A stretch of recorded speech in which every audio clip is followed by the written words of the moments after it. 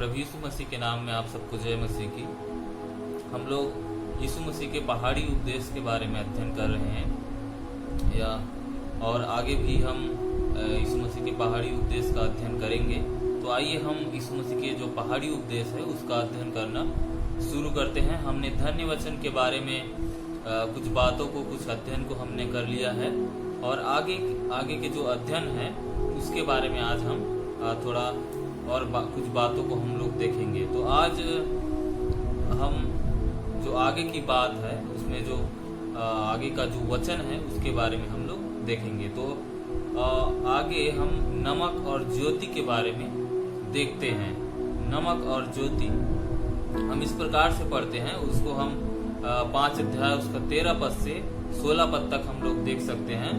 और वहाँ पे लिखा है 13 पद में, तुम पृथ्वी के नमक हो, परंतु यदि नमक का स्वाद बिगड़ जाए तो वह फिर किस वस्तु से नमकीन किया जाएगा? फिर वह किसी काम का नहीं, केवल इसके कि बाहर फेंका जाए और मनुष्य के तले रौंदा जाए।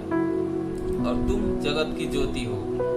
तो इस भाग को जब हम पढ़ते हैं तो हम नमक और ज्योति के बारे में देखते हैं या पढ़ सकते हैं वहां पे। तो यीशु मसीह ने ये जो बात है, ये जो क्यों बोला उसने? क्योंकि हम मसीही लोग इस पृथ्वी पर नमक के समान है, ज्योति के समान है। नमक का क्या काम है, नमक का क्या उपयोग है, उसके बारे में हम लोग बहुत अच्छे तरीके से जानते हैं। कोई भी घर हो, सभी जगह में नमक की आवश्यकता होती है। नमक के बिना कोई स्वाद हम महसूस नहीं करेंगे, स्वाद का अनुभव हम लोग नहीं करेंगे। नमक है तभी हम सब्जियों में स्वाद का अनुभव करते हैं। नमक के बिना कोई स्वाद सब्जी में हम लोग नहीं देख सकते या नहीं पाएंगे। तो नमक का क्या काम है? नमक शुद्ध करता है, नमक किसी चीज को सुरक्षित रखता है, नमक किसी चीज को सड़ने से बचाता है। तो हम पृथ्वी के नमक है, तो हमें भी नमक के गुण को प्रकट करना है। नमक की तरह प्रभावी होना है। परमेश्वर ने हमें इस संसार में इसलिए रखा है कि हम नमक की तरह काम करें। इस संसार में जो लोग हैं अंधकार में डूबे हुए हैं, सड़ रहे हैं, पाप रूपी पाप में पड़े हुए हैं, उन सब लोगों के जीवन को हमें बचाना है। कैसे बचाएंगे? एक नमक बनके, नमक की तरह हमारे अंदर में गुण होना चाहिए, तभी हम जो लोग हैं, जो पाप में पड़े हुए लोग हैं, उसको हम बचा सकते हैं। दूसरा जो बात वो बोलता है ज्योति के बारे में, तो हम जगत में ज्योति के समान है।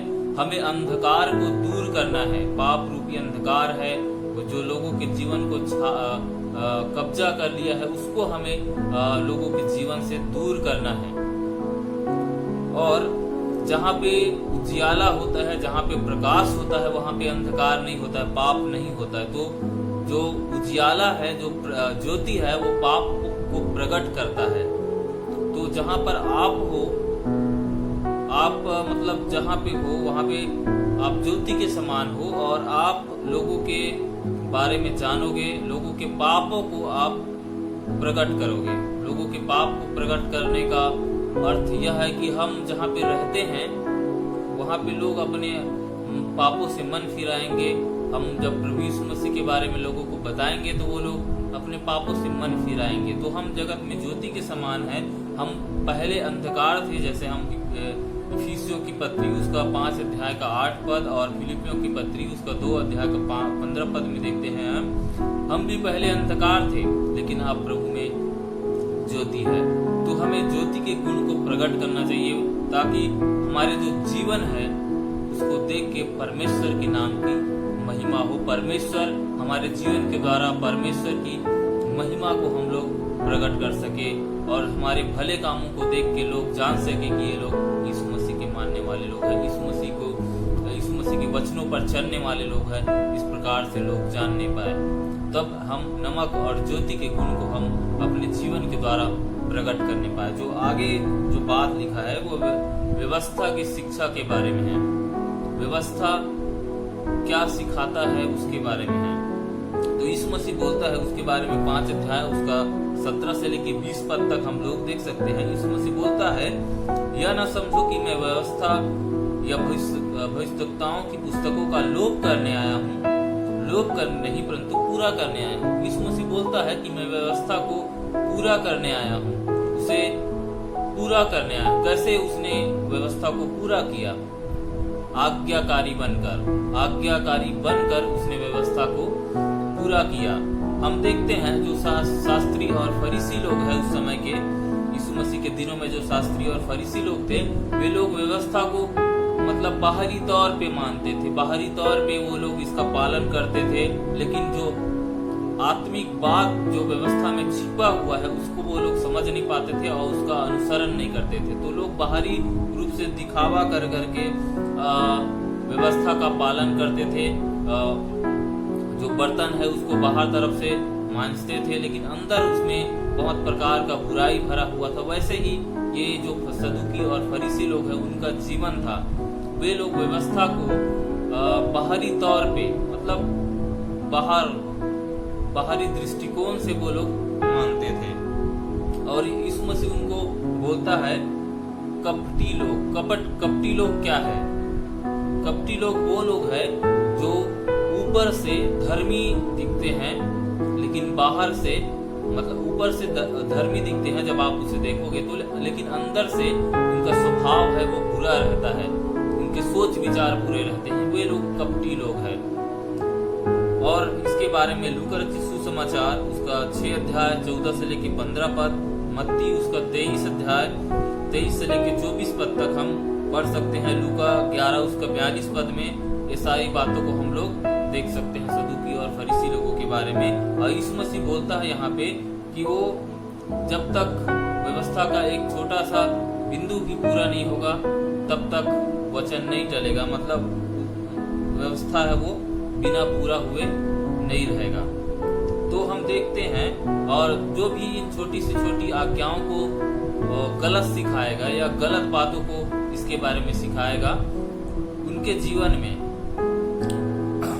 वह परमेश्वर के राज्य में प्रवेश नहीं कर सकता। वो परमेश्वर के राज्य में सबसे छोटा होगा यदि कोई गलत बातों को व्यवस्था के बारे में बताता है तो।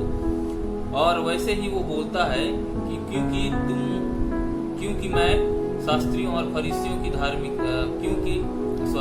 क्योंकि मैं तुमसे कहता हूँ, यदि तुम्हारी धार्मिकता शास्त्रियों और फरीसियों की धार्मिकता से बढ़कर ना हो तो तुम स्वर्ग के राज्य में प्रवेश नहीं कर सकते। तो यीशु मसीह क्या बोलना चाहते हैं यहाँ पे कि यदि हम व्यवस्था को बाहरी रूप से मानते हैं, जो लिखा है उसको हम बाहरी तरीके से समझते हैं, उसके आत्मिक अर्थ को नहीं समझ पाते हैं, तो हमारी जो धार्मिकता है सदूकी और फरीसी की धार्मिकता से बढ़कर नहीं होगा। तो बढ़कर कैसे होगा? हम यदि आत्मिकता को समझेंगे, आत्मिक जो अर्थ है उसको हम लोग समझेंगे, तभी हमारी धार्मिकता है उस सदूकी और फरीसियों की धार्मिकता से बढ़कर होगा और हम परमेश्वर के राज्य में प्रवेश कर पाएंगे। तो आगे हम देखते हैं 21 पद से लेके उसका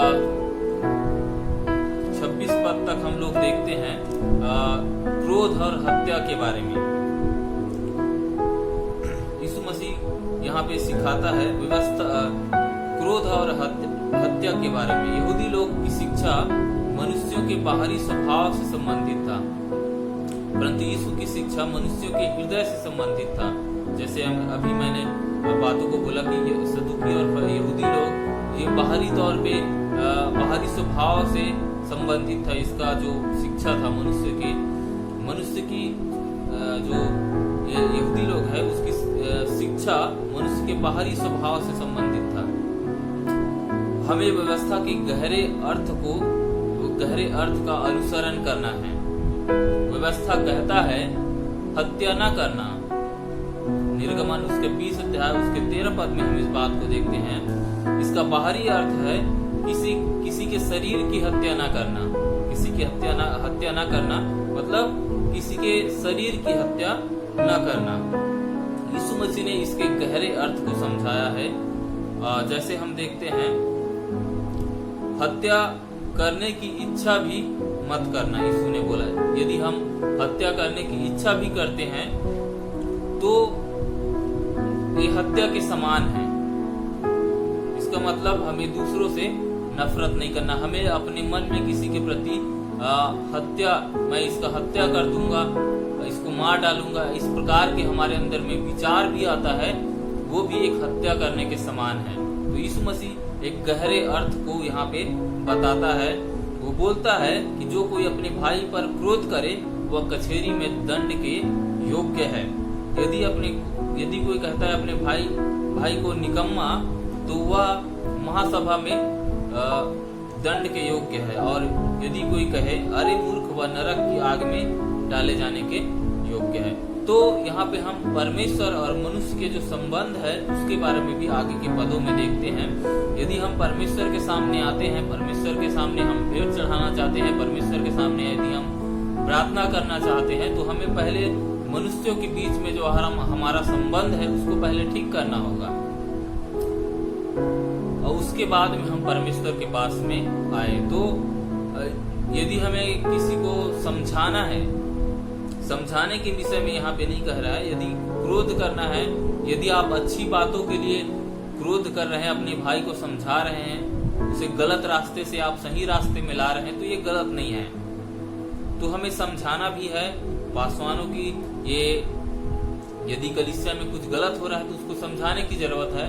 जैसे कि ये जो पवित्र शास्त्र है सुधारने के लिए, उपदेश देने के लिए ये लिखा गया है। मतलब जैसे हम पढ़ते हैं बाइबल में, दूसरा तीमुथियुस उसका 3 अध्याय का 16 पद में हम इस बात को देखते हैं कि ये जो पवित्र शास्त्र है परमेश्वर की प्रेरणा से रचा गया है सुधारने के लिए और उपदेश देने के लिए। ये बहुत ही खरा है, मतलब इस सुधारने के लिए ही इसको लिखा गया है। तो सुधारना परमेश्वर चाहता है कि हम दूसरों को सुधारें भी, दूसरों के जब हम गलतियों को देखते हैं उसको सुधारना भी है। लेकिन यहाँ पे जो बिना मतलब का हमें किसी के प्रति, किसी के लिए क्रोधित नहीं होना है, किसी को निकम्मा नहीं बोलना है, किसी को अरे मूर्ख नहीं बोलना है, इस बात को यीशु मसीह बताता है। आगे हम देखते हैं व्यभिचार के बारे में। व्यभिचार मत्ती रचित सुसमाचार 5 अध्याय उसका 27 से लेके 30 पद तक। हत्या न करना इसी आज्ञा के समान ही व्यभिचार न करना भी है। यीशु ने सिखाया कि हत्या या व्यभिचार करने के बारे में सोचना भी उसे करने के समान बुरा है। एक बार फिर से बोलता हूँ, यीशु ने क्या बोला? यीशु ने बोला हत्या या व्यभिचार करने के बारे में सोचना भी उसे करने के समान बुरा है। यदि आप सोचते भी हैं हत्या करने की, यदि व्यभिचार करने के बारे में सोचते हैं, तो आप उसे कर लिए इस प्रकार से है। तो यीशु मसीह बोलता है पाप मन में शुरू होता है। हम किसी को देखते हैं तो हमारे अंदर में वो पाप उत्पन्न होता है। मतलब किसी को जब हम देखते हैं तो हमारे मन में पाप होता है, उसके प्रति लालच हमारे अंदर में आता है। उसी बात को यीशु मसीह बोलता है। बहुत सारे लोग हैं बाहरी तौर पे व्यवस्था का पालन करते हैं, पर उसके मन में पाप पूर्ण इच्छा होता है। उदाहरण के लिए बहुत सारे लोग कह सकते हैं कि मैंने पहले 9 आज्ञा का पालन किया है। अर्थात मूसा ने 10 आज्ञा दिया था, उसके बारे में यहाँ पे बोल रहा हूँ। निर्गमन उसका 20 अध्याय में हम उसको देखते हैं। कोई व्यक्ति बोल सकता है कि मैंने 9 आज्ञा का पालन किया है, लेकिन कोई नहीं बोल सकता कि मैंने 10वें आज्ञा का पालन किया। 10वें आज्ञा क्या बोलता है? तू लालच न करना, न किसी की स्त्री की लालच करना, न किसी के घर की लालच करना। तो लालच करना, किसी की स्त्री को देख के लालच करना, ये क्या है? पाप है। यदि आप लालच कर दिए, किसी की स्त्री को देख के आपके मन में पाप उत्पन्न हो गया, पाप आ गया, तो वो भी क्या है? व्यभिचार के समान है। तो हमें, आप चाहे स्त्री हो पुरुष हो, यदि आप अपने विपरीत जो लिंग है उसके प्रति आप आकर्षित होते हैं, आकर्षित होकर आपके मन में पाप आता है, व्यभिचार की भावनाएं आती है, तो आप मतलब व्यभिचार कर लिए। यदि आपके मन में भी सोच लिए हैं तो व्यभिचार हो गया, ऐसा यीशु बोलता है। तो इस प्रकार के जो हमारे जो शरीर के जो काम है उसको हमें निकाल बाहर करना है। शरीर के कामों जो हमें ठोकर खिलाता है उनको हमारे जीवन से हमें दूर करना है, ताकि हम मसीही जीवन में हम आगे बढ़ पाए। तो यीशु मसीह बोलता भी है कि जो चीज तुम्हें ठोकर खिलाता है उसे निकाल के बाहर कर दो। और हम देखते हैं आगे, ताकि जो हमारा जो शरीर है, संपूर्ण शरीर है, वो नरक की आग में ना डाला जाए। यदि हमारा आंख हमें ठोकर खिलाता है तो उसे निकाल के फेंक दीजिए। उस प्रकार के पापों को हमारे जीवन से निकाल के हमें फेंक देना है, ताकि हमारा जो शरीर है, संपूर्ण शरीर है, नरक में ना डाला जाए। आगे हम तलाक के बारे में देखते हैं। तलाक यह भी कहा गया है, जो कोई अपनी पत्नी को तलाक देना चाहे उसे त्याग पत्र दे। परंतु मैं तुमसे यह कहता हूँ कि जो कोई अपनी पत्नी को व्यभिचार के सिवा किसी और कारण से तलाक दे तो वह उसे व्यभिचार करवाता है, और जो कोई उस त्यागी हुई से विवाह करे वह व्यभिचार करता है। तो परमेश्वर के वचन में हम देखते हैं एक ही कारण था जिसे कोई व्यक्ति तलाक दे सकता था। वो है, यदि आप अपनी पत्नी को या पति को व्यभिचार करते हुए पकड़ लेते हैं तो उसी अवस्था में ही आप अपनी पत्नी को तलाक दे सकते हैं। तो ये एक नियम था, परमेश्वर ने इसको ठहरा दिया था। लेकिन बाकी परमेश्वर कभी भी ये नहीं चाहता कि हम किसी को तलाक दें। या आप यदि आप शादीशुदा व्यक्ति है तो आप परमेश्वर बोलता है कि जिससे परमेश्वर ने हमें जोड़ा है, जिसे परमेश्वर ने जोड़ा है, उसे मनुष्य अलग ना करे। तो उसके लिए हम कुछ वचनों को और पढ़ेंगे तलाक के बारे में। प्रभु के वचन में क्या हम देख सकते हैं उसके बारे में। आप पहला कुरिन्थियों उसका 7 अध्याय उसका 10 और 11 पद को हम पढ़ते हैं। मैं आपके लिए पढ़ देना चाहता हूँ। जिनका विवाह हो गया है उनको मैं नहीं, वरन प्रभु आज्ञा देता है कि अपनी पत्नी अपने पति से अलग ना हो, और ये अलग भी हो जाए तो बिन दूसरा विवाह किए रहे, या अपने पति से फिर मेल कर ले, और ना पति अपनी पत्नी को छोड़े। तो यहाँ पर हम देखते हैं, यदि किसी का तलाक हो भी गया है, तो यदि तलाक हो गया है तो दूसरा विवाह की अनुमति प्रभु नहीं देता है। दूसरे विवाह की अनुमति कब होता है? जब पति पत्नी में से कोई एक जने मर जाता है, उस अवस्था में ही दूसरे विवाह की क्या बोलते हैं नियम या बात हम यहाँ बाइबल में देखते हैं। तो यदि किसी का विवाह हो गया है तो तलाक नहीं देना है आपको। जब तक मृत्यु अलग ना करे तब तक आपको साथ में रहना है। तो यहाँ पे हम इस बात को देखते हैं कि प्रभु आज्ञा देता है कि किसी पति को अपनी पत्नी से अलग नहीं होना है, ना पति को अपनी पत्नी से अलग होना है। तो यहाँ पे देख सकते हैं, यदि अलग भी हो जाए तो बिन विवाह करे उनको रहना है। तो और मलाकी उसका 2 अध्याय उसका 15 और 16 पद में हम देखते हैं, यहोवा स्त्री त्याग से घृणा करता है।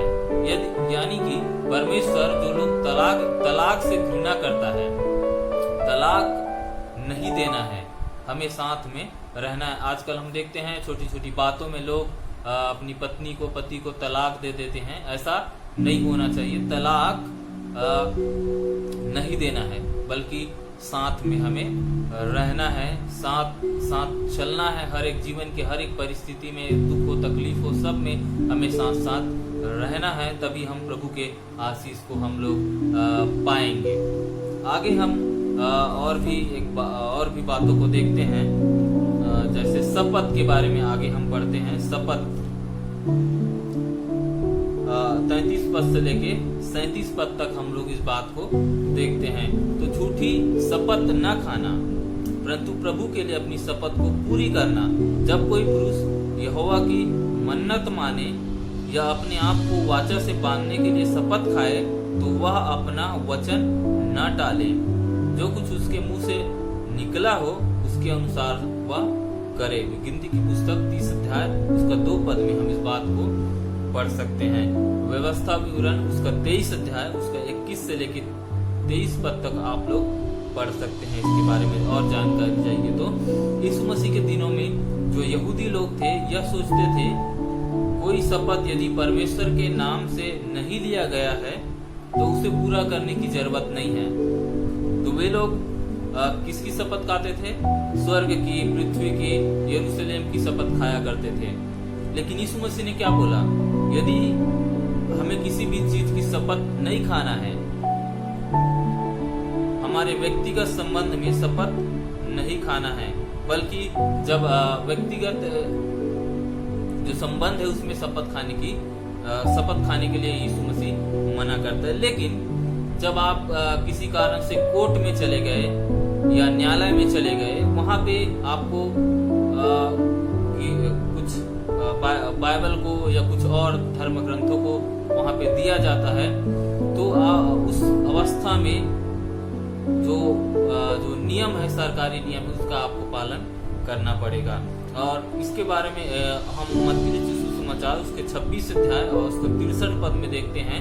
जब यीशु मसीह पकड़वाया गया, उसके बाद में उसे महायाजक के सामने में जब प्रस्तुत किया गया, तो महायाजक यीशु मसीह को बोलता है, यदि तू परमेश्वर का पुत्र है तो मैं तुझे परमेश्वर की शपथ देता हूँ कि तू बता, यदि तू परमेश्वर का पुत्र है तो इस प्रकार की बातें हम वहाँ पे देखते हैं। तो हमें शपथ नहीं खाना है। यदि कोई शपथ खाता है तो उसे पूरा भी करना चाहिए। जैसे पुराने नियम में जो बात लिखा गया था, शपथ खाए तो उसे पूरा भी करना है।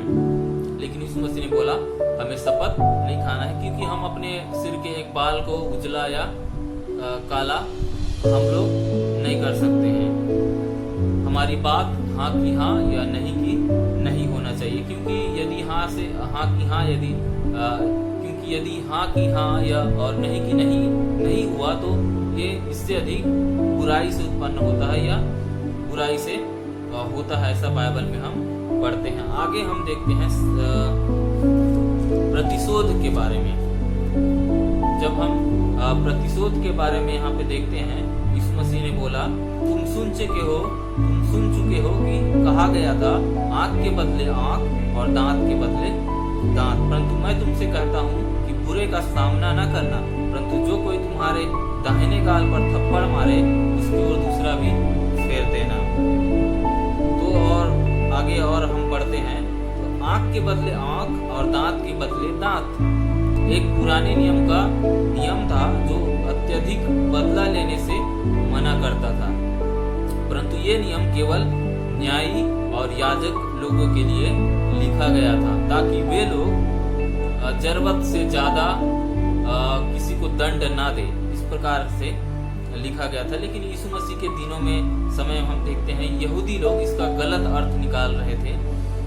वे लोग व्यक्तिगत चोट पहुंचा है, व्यक्तिगत बातों के लिए वे लोग इस वचन का इस्तेमाल करके बदला लेने की भावना रखते थे। तो यीशु मसीह ने बोला बुरे का सामना भी मत करना। लेकिन जो बुराई करने वाले लोग हैं, हत्या करने वाले लोग हैं, उनको जब पुलिस पकड़ के ले जाती है तो जो नियम तोड़ता है उसको सजा मिलना चाहिए आज के दिनों में। लेकिन हमें बुराई का सामना नहीं करना है। यीशु मसीह बोलता है यदि कोई हमें थप्पड़ मारता है तो उसके सामने दूसरा गाल भी फेर देना है। लेकिन हर एक परिस्थिति में हमें अपने गाल को फेरना नहीं है दूसरे के सामने। यदि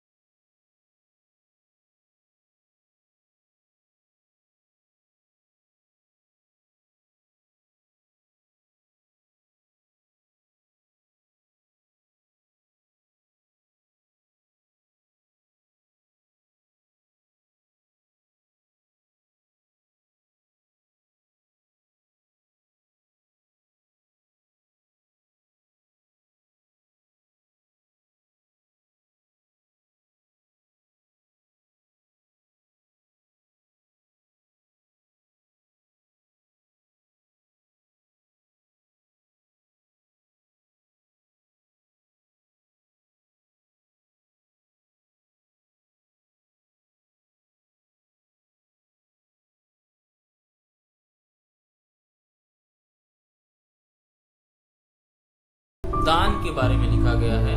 दान, सावधान रहो, तुम मनुष्यों को दिखाने के लिए अपने धर्म के काम न करो, नहीं तो अपने स्वर्गीय पिता से कुछ भी फल न पाओगे। इसलिए जब तू दान करे तो अपने आगे तुर ही न बजवा, जैसे कपटी सभाओं और गलियों में करते हैं, ताकि लोग उनकी बड़ाई करें। मैं तुमसे सच सच कहता हूँ कि वे अपना प्रतिफल पा चुके। परंतु जब तू दान करे तो तेरा दाहिना हाथ करता है उसे बाया हाथ न जानने पाए, ताकि तेरा दान गुप्त रहे और तेरा पिता जो गुप्त में देखता है तुझे प्रतिफल दे। जो कुछ भी हम करते हैं वो किस उद्देश्य से हम करते हैं वो मायने रखता है। तो यहाँ पे यीशु मसीह बोलता है, जब भी हम दान करते हैं, जब भी हम किसी को कुछ देते हैं, तो हमें अपने आगे तुर ही नहीं बजवाना है या ढिंढोरा नहीं पीटना है कि हम ये काम कर रहे हैं। देखो मैं इतने आदमी की मदद कर रहा हूँ, मैं देखो मैं इन लोगों की सहायता किया, ऐसा किया वैसा किया। दुनिया भर की बातें हम अपने सामने में, जब लोग हमारी बड़ाई करते हैं कि ये आदमी बहुत अच्छा है, इसने लोगों की सहायता की है, मदद किया है, तो हम लोग भूल जाते हैं अपने आप में कि हाँ मैंने कुछ किया है। यदि हम ऐसा करते हैं, यदि हम ढिंढोरा पिटवाते हैं कुछ करके, तो हम अपना प्रतिफल पा चुके। तो हमें कैसे करना है? लेकिन जब हमें दान करना है, यीशु मसीह बोलता है जब तू दान करे तो जो तेरा दाहिना हाथ दान करता है उसे तेरा बायां हाथ न जानने पाए। मतलब एक हाथ यदि दान कर रहा है तो दूसरा हाथ भी ना जानने पाए। अर्थात ये है कि ये यदि दायां हाथ हमारा दान कर रहा है तो बायां हाथ बोल सकता है अरे बढ़िया काम कर रहा है भाई, अच्छा काम कर रहा है, तो ये बड़ाई हो गया। तो एक हाथ यदि दान कर रहा है तो दूसरा हाथ उसे जानने ना पाए। यीशु मसीह का तात्पर्य यही है, ताकि जो हमारा पिता जो स्वर्ग में है, गुप्त में देखता है, वो हमें प्रतिफल दे। तो अभी तक हमने दान के बारे में देखा है और जो पहाड़ी उपदेश है उसके बारे में हम लोग अध्ययन किए हैं। तो ये जो अध्ययन है उसमें आप भी बाइबल का अध्ययन करते रहिए और इसे अच्छे तरीके से प्रार्थना पूर्वक आप पढ़िए, तभी परमेश्वर आपको भी समझ देगा, ताकि आप जो बातें हम लोग सीख रहे हैं उसको हम अच्छे तरीके से सीख पाए। आगे हम प्रार्थना, उपवास, ये सारी बातों के बारे में और अध्ययन करेंगे। तो प्रभु ये जो अध्ययन है उसके द्वारा आप सबको बहुतायत की आशीष दे। सबको जय मसीह।